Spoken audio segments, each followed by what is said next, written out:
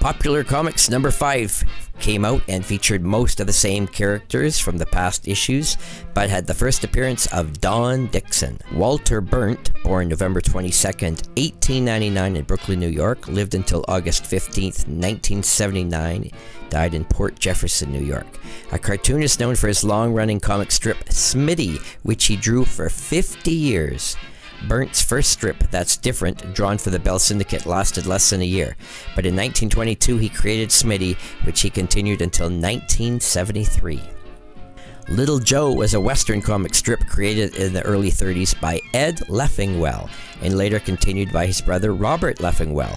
Distributed by the Chicago Tribune Syndicate, the Sunday strip had a long run spanning 4 decades, but it was never a daily strip. Popular Comics number 6 came out, featuring many of the same characters as always, but featured the first appearance of Scribbly.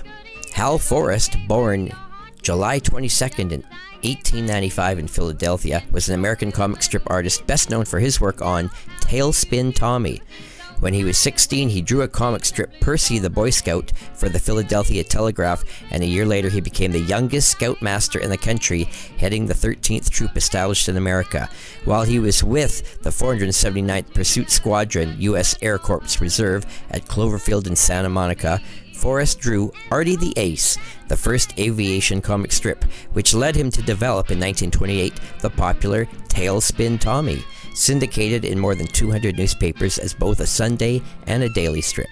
Milton Arthur Paul Milt Caniff was born February 28, 1907, living until April 3, 1988, an American cartoonist famous for the Terry and the Pirates and Steve Canyon comic strips.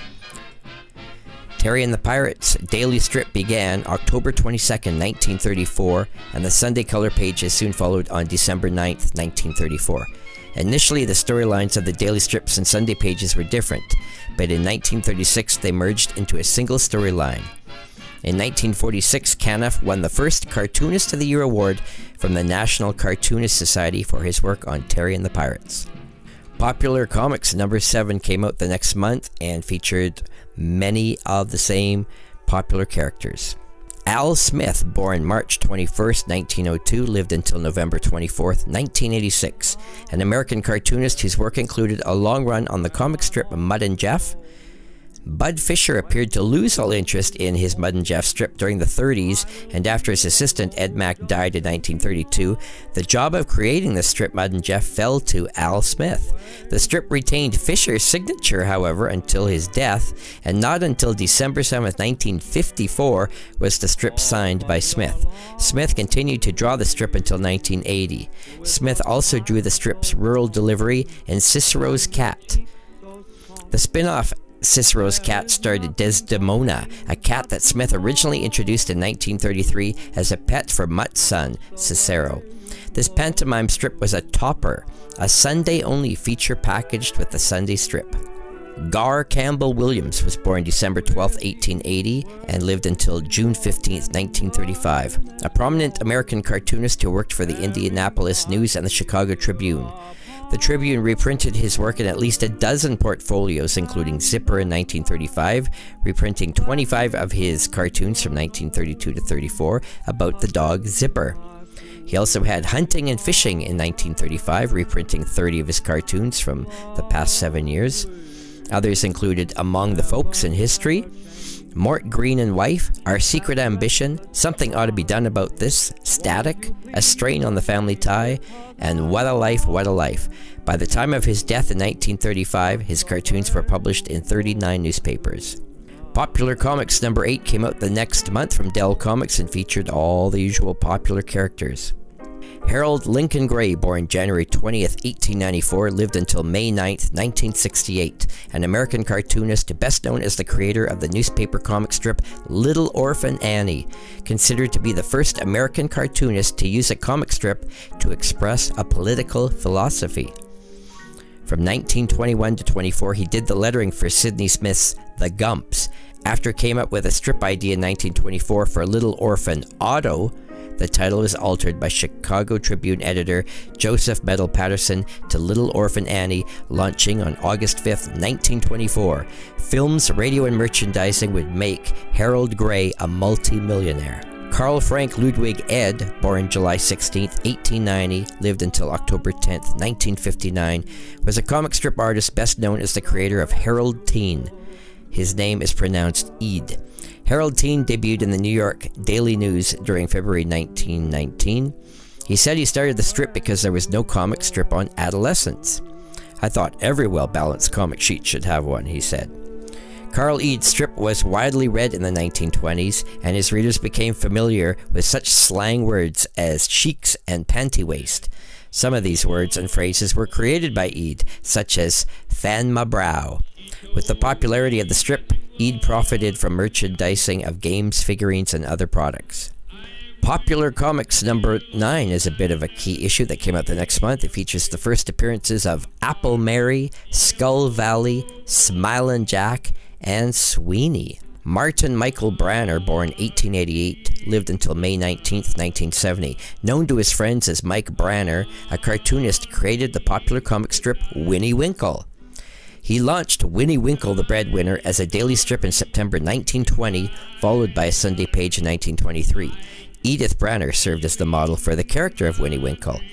By 1939, Winnie Winkle the Breadwinner was printed in 125 newspapers in America and Europe for a combined circulation of more than 8.5 million. The title was shortened to Winnie Winkle in 1943. Robert Sidney Smith, born February 13, 1877, lived until October 20, 1935. Known as Sidney Smith, the creator of the influential comic strip The Gumps, which debuted on February 12, 1917. The Gumps had a 42-year run in newspapers, continuing until October 17, 1959.